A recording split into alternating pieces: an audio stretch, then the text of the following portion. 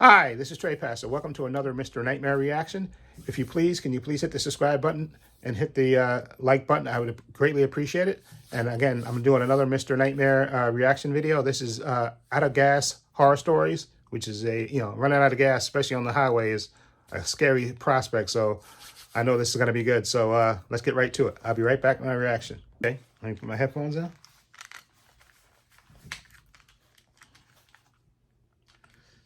Okay, let's go. Okay, here we go. Right now, go.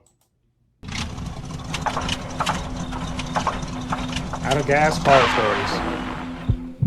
Stories. Story 1 by Mr. Creeder. Boom, boom. This happened way back in 2005. I was 18. Okay. I was living in Uvalde, Texas, a very low-income neighborhood. The kind you'll find sprawled out all over the place in rural Texas when you're not right outside of a city. The closest city to me was San Antonio. I was going to some local community college because that's all my parents could afford for me. One of my best friends from high school, Andrew, moved to San Antonio to go to San Antonio College. He was living in some small apartment a little outside of the city with a roommate. His girlfriend would also often stay with him. Since the city's only really an hour and a half away, I would visit him all the time. He invited me this one weekend to come crash for the night. So I took my trusty old 1995 Toyota pickup truck. Nah, just kidding. The thing was a piece of crap. The gas gauge didn't even work on it. I'd have to always just keep track of when the last time I filled the tank up was, then reset the trip mileage. I took Route 90, which was a straight shot from Uvalde to San Antonio. I was on the road at like 3 p.m. on a Friday, and there was no traffic at all. I got to Andrew at a reasonable time. His girlfriend wouldn't be getting there until tomorrow. So tonight we were going to go out. We stopped at a liquor store and we drank in his apartment for a while with his roommate. Then the three of us went to this dive bar that would kind of look the other way with fake IDs. That was basically our night. We got back to their apartment around 2 a.m. after getting food. I slept on the couch. The next day would have almost been the same thing, but Andrew and his girlfriend were having issues all day, and as the two of them got drunker as the night progressed, she started yelling at him in front of me, and it got really awkward and uncomfortable. I didn't really have much to drink that day because I was already iffy about staying the night with her there. I eventually decided I would just head back home. I said goodbye to everyone and started my journey home. It was very late at night. I want to guess midnight, maybe a little earlier. Route 90 was deserted at this time, so I would fly, or fly for my pickup standards. But suddenly the engine started sputtering. I felt my heart completely drop as I realized I forgot to fill up the tank. I slowed down, but it was too late. The engine cut. I pulled to the side of the road and tried starting it a few times, but it did no good. I took out my cell phone, which was equally as shitty as my truck. I tried to get a signal. No shot. I couldn't even call for help. I had to just put my hazards on and hope a good Samaritan would pass. You wouldn't believe how long I sat in the side of the road before seeing headlights. I waved my arms as the car approached, but it zoomed past me, ignoring me. This happened again after another 10 minutes or so. I was starting to feel hopeless, like maybe I should just sleep in my car and wait till sunrise to get help. So that's what I was gonna do. I got inside my car, took the key out of the ignition to cut the battery, and just angled my seat back to go to sleep. I would hear the occasional car zooming past like once every 10 minutes, but it didn't feel worth waving people down in the dark. It seemed sketchy for myself and to the people in the cars, but when I was starting to actually drift away to sleep, a car door closing from behind me woke me up. I looked in the rearview mirror and saw a car pulled up behind me with its headlights off. I turned around now to get a better look. There was some big pickup truck, but I couldn't see anyone inside of it, nor did I see anyone outside of it. Maybe someone pulled over to help. I got out of the car and said "excuse me" to no response. I walked closer to the truck just to confirm no one was inside. Then I walked back to my car. This was weird. I looked towards the trees on the side of the road. Maybe someone was pissing in the woods. I went back inside of my car and locked the door. This was just too weird. Suddenly there was a tap at my window. I jumped. I looked to see a man looking down at me into the car, smiling. I didn't do anything yet. He said, "Hey buddy, need a hand?" I lowered the window a crack and said, "Hey, I ran out of gas." The man said that's quite the predicament. Step out and give me a hand with this real quick. When he said this, I thought he meant help him with a gas jug to fill up my tank or something, honestly. And so I stepped out of the truck and shut the door, expecting him to lead me to his truck. But he stood there, looked down at me because he was much taller, still smiling, and said, "I need you to empty your pockets, please." It took me a second to process what he meant. I was literally a broke college student driving a piece of shit pickup truck. I wasn't about to get robbed of the only cash I had and my phone. I ran for it in the direction of the trees. I'm small but fast. I turned around and saw he was chasing after me. Once I made it into the trees, I zigzagged all over the place until I seemed to lose him. Then I crouched behind a big tree to catch my breath. When I heard him approaching closer, I quieted my breath. I heard him say out loud, "I'll kill you, you piece of shit." I don't know if he was just saying it out loud out of anger, or if he wanted me to hear it, but I was too scared to move. Even after I heard his footsteps move away, I didn't move. In fact, I stayed in this position the rest of the night, eventually laying behind this big tree up until dawn. I went back over to the highway to my truck, and the truck behind me was gone, but my truck's doors were both open. I found that my glove box had been gone through and completely emptied of anything somewhat valuable. My flannel hoodie was also taken, which had something in the pocket, I'm sure. I finally managed to wave down a good Samaritan, and he gave me a ride to the closest gas station. I bought a fuel can, filled it with gas, and the man brought me back to my car, where I filled my tank just enough to drive the truck to a gas station to fill up completely. Then I went straight home. This was a real-life learning experience for me, that there are bad people out there who will try to take advantage of you when you're in a vulnerable spot. But there are also good people, like the man who helped me. Yeah, and maybe fix your gas gauge. Story 2 by Catherine. You have a gas gauge and you don't have it fixed. When I was 18, I was very immature and naive. I was kind of a jerk when I was on the road, honking whenever I got impatient, borderline cutting people off. Looking back now, it was very stupid, and if I ever have kids, I'll be that much more strict with them as far as their driving. That being said, I did drive a lot for someone my age. I went away to school, 5 hours away from home. No matter what day of the week, traffic always gets atrocious the closer I get to home. So during breaks, I'll drive home at night to avoid this. It goes from a 4 to 5 hour drive down to a 3-hour drive. It was the beginning of winter break, as the fall semester just ended. All my friends left for home on the same day. I just waited till later on in the night to head out, because there's nothing I hate more than traffic. I used to drive a Mazda 3 that I would beat the ever-living crap out of, and admittedly, I used to be known for driving my car to a near-empty tank consistently.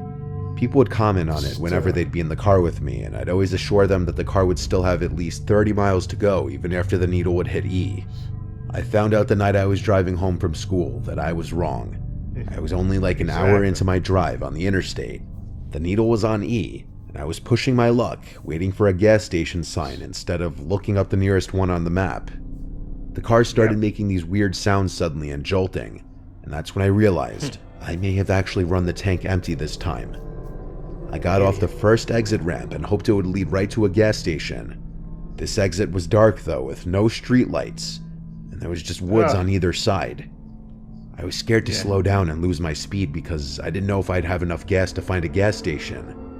I blew through the stop sign at the end of the ramp and made a sharp, fast turn on the intersecting road, which was another dark road surrounded by woods. I was screwed. The car eventually came to a stop and the engine died. Things only got worse when I took out my phone and saw I had no bars. I have T-Mobile, which is the worst possible reception anywhere far from a major city.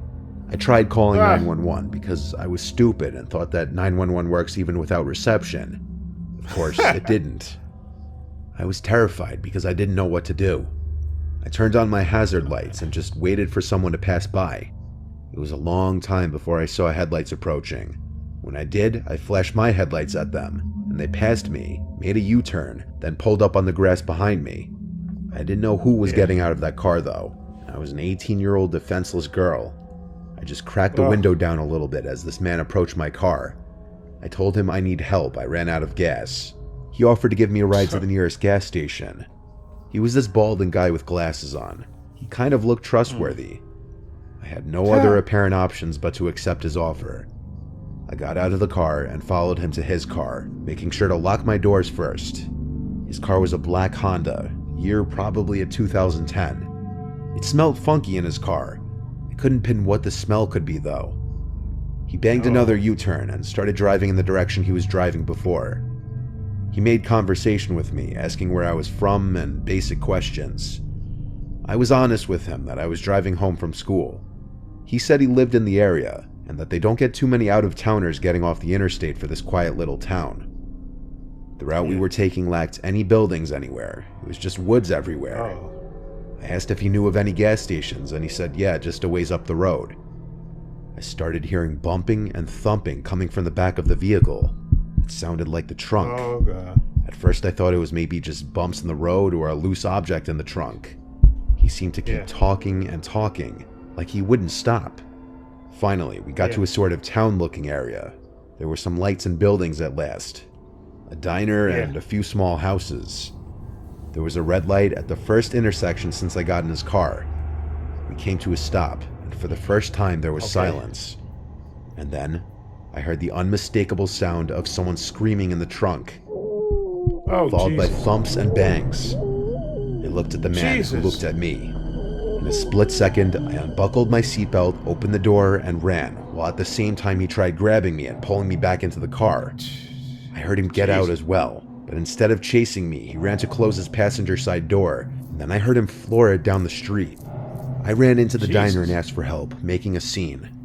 I used their phone to call 911. I waited there, and it became this whole huge thing, with multiple police showing up to the diner to take a report.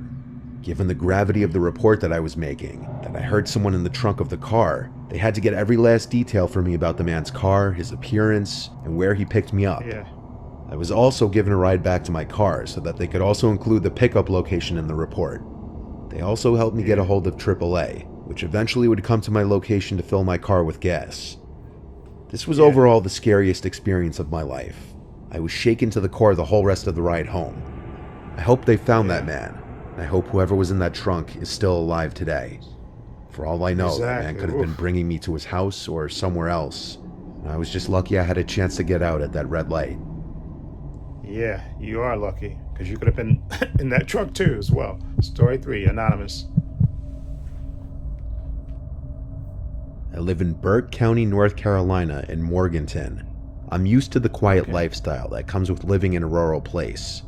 You get some weird characters here and there, but it's usually nothing too bad. I own a nice plot of land with my husband. My work schedule fluctuates. Sometimes I work days, sometimes I work nights. This happened on a night that I was on my way home after a night shift, so it had to be like 3 a.m. My phone was almost dead, I was hungry, I was tired, and I just wanted to get some food and head home. I stopped at a gas station to get $10 worth of gas and also a packaged sandwich, which I proceeded to eat inside the gas station cafe. Some sketchy guy was eyeing me for a little until he left the building without buying anything. After eating, I went outside to fill up the gas, and then got back in the car. The smell of gasoline was extra pungent for some reason. These roads are very dark and twisty at night, so I was driving slow, especially since I was tired after a long day of work. Then something unexpected happened.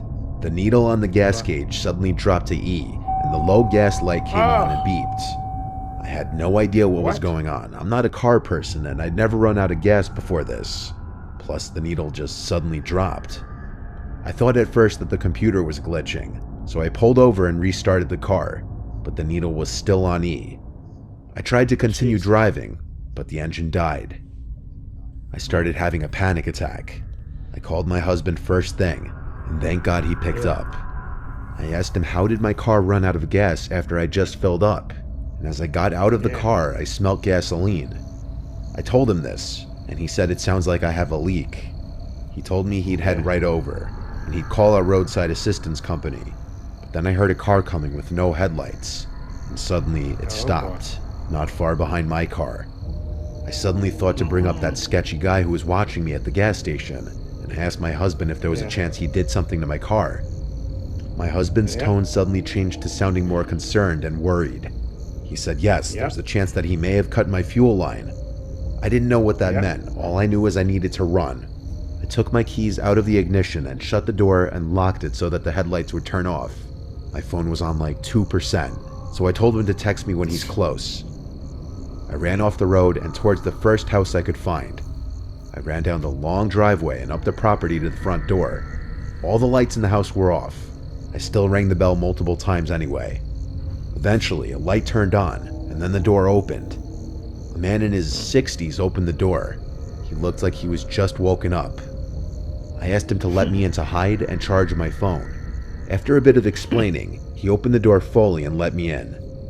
I asked him for an iPhone charger, and he said he'd go look for one, then asked me to take a seat in the living room. I sat down, still in my nurse scrubs, feeling a mix of emotions. The man called out from the kitchen asking me if I wanted some water. I said yes, please.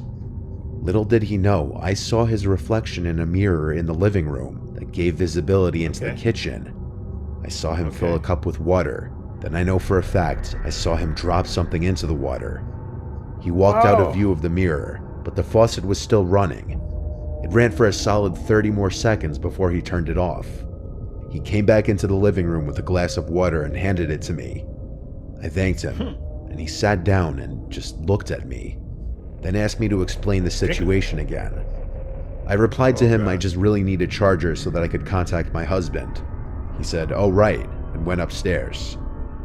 I checked my phone, and it was on 1%. I used that remaining battery to send my current location to my husband just in case. I then smelt the glass of water, and although it didn't smell like anything, I knew he put something in it. Now I had to make the decision of whether I should leave or not. On one hand, I needed to charge my phone badly. On the other, I was 99% sure he did something to this water. I heard him walking back down the stairs, and he said he doesn't have any iPhone chargers since he has an Android. After he said this, I got up and walked straight for the door. I'm not an idiot. Once outside, I ran back down the driveway to the road. I felt like throwing up. I couldn't believe 2 separate potential incidents from 2 different men happened in one night. I crept along the side of the road behind the trees. I took out my phone and sent my updated location, and right around now was when my battery died. I waited for until I saw familiar headlights of my husband's truck. I went out waving my arms, and thank God it was him. I got inside the truck and let all my emotions out, crying to him about what I just went through. He brought us to my car, and there was no longer a car behind mine. My back window was shattered though, and it appeared someone had gotten into the back seat, but nothing of high value was left in my car to steal anyway. My car battery was also now dead.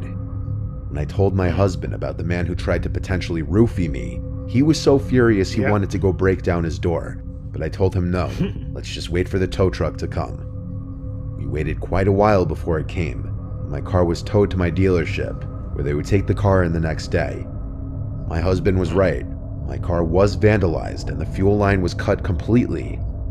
Thank God I was off the next few days because I needed some time to mentally recover from this night. The idea that twice in one night I was almost a victim of some sketchy men, I just couldn't get over. You are truly lucky.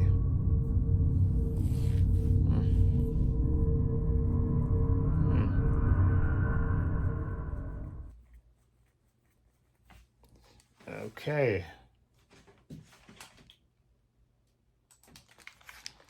Yeah, that was freaky, that last story. She almost got twice.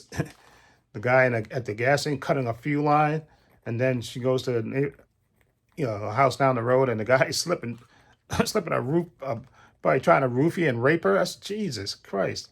That's you got to be careful, especially like I say, a woman down the traveling by yourself. Exactly. Unfortunately, in the world that we live in, guys especially see a woman by themselves, they think, potential victim and stuff. So that was scary. And then the second story with the college student, again, I don't know how, again, I know, again, college students barely have money and all that stuff, but the one thing you should make sure you have is gas in your car. Do not get in your car if you don't have enough gas, okay? That's just insanity, okay? Because especially you're going to travel on a dark road, okay? And come on, just, okay, especially when I say that with women, not to be sexist, but you're vulnerable to all kinds of things. So you always got to make sure that your gas gauge is working and you have gas in your car. Do not go on any long trips, okay, with not enough gas, and don't be able to calculate it and think you can make it, you can stretch it, and then you get stuck somewhere, okay, and you can potentially be a victim. And look at her, what happened to her. Luckily, she heard that person that was in that trunk, and hopefully the cops found that guy and rescued the person that was stuck in that trunk. He could have picked up another girl previously, and then maybe he saw you, then he said, oh, okay, I got a bonus. I can get 2 girls. Exactly. You don't know what kind of sicko this guy was. So, again, potential serial killer. Exactly. And you just barely, thank God there was a red light for you to jump out of the car. Oh, my God, that could have ended really bad. And again, the first story with the guy, again, I know you're a college student and you're broke, but fix your gas gauge. You have to fix that, because that's just insanity to be, you won't be stuck out in the middle of nowhere. Okay, fix the gas gauge. If you don't fix anything else, fix the gas gauge on your truck to make sure you don't get caught in that position. And of course, come on, that's just, and of course, you got a crappy phone, so you can't call nobody, and you're stuck in the middle of nowhere. And look at that, and the guy was chasing you. Luckily, you was able to, you were young, so you was able to outrun him and zigzag and stuff, but that could have ended really badly too. Exactly. So that if you don't do anything else, fix that gas gauge on your truck so you never run into that situation again where you run out of gas. Okay, where you have enough gas in the car, to make sure you can get to your destination. If you can't, just say, listen, you know what? I'm not going to get in the truck because I can't make it. Maybe I'll take an Uber or something, or a taxi. I'm not taking a chance where I can get stuck in the middle of nowhere because my truck ran out of gas, which is come on, that's just insanity. You don't know who's out there in the middle of the night on the road. Look at that. The guy pulled up there like he was going to help you, but he actually was going to rob you. Exactly. So no, don't put yourself in that position where you're vulnerable. Okay. So exactly. Especially again, with the 2 stories with the women are concerned, because again, the second story, the girl could have been a potential victim number 2 of a serial killer. And then the third lady that was the nurse, she almost got twice. The guy cut a fuel line at the gas station when she was in the thing. He cut a fuel line so she leaked gas, and then luckily she got away from that. Then she goes to a house, and an older man trying to roofie her. Come on, you talk about a bad luck. Oh my God! Thank God she was aware, and she wasn't she was paying attention, and she saw that. Oh my God! And definitely, especially if you're gonna go somewhere, always make sure your phone is charged. Okay, my friend does this when he goes at work. He comes to work and he charges his phone because he don't want to get caught nowhere. And that, because I think it happened to me once or something, where sometimes you if you're looking at something on your phone and sometimes you don't pay attention, you put it in your phone, and then your phone is wasting battery time, battery life, and you don't realize it until later. And they say, oh my God, my phone went, it's been on, so it's been wasting batteries, and then you got to charge. That's why I always carry my phone charger with me when I go to work, so that way, I look at it and I always look at it every once in a while to see what the percentage is. So then if it's going below 50% or something like that, then I charge it back. I plug it in and charge it, because never go anywhere without getting your phone charged. Okay, that is because that's your line of communication. Okay, your line potentially could save your life. Okay, don't go nowhere and then let your battery run down so you only got 1-2%. Come on, that's absolutely madness. But anyway, again, another Mr. Nightmare story I really like. Okay, anyway, please hit the like button, hit the subscribe button. Again, I greatly would appreciate it. Again, another great Mr. Nightmare story. Again, I'll leave a link to Mr. Nightmare's channel in the description box so you can check it out for yourself.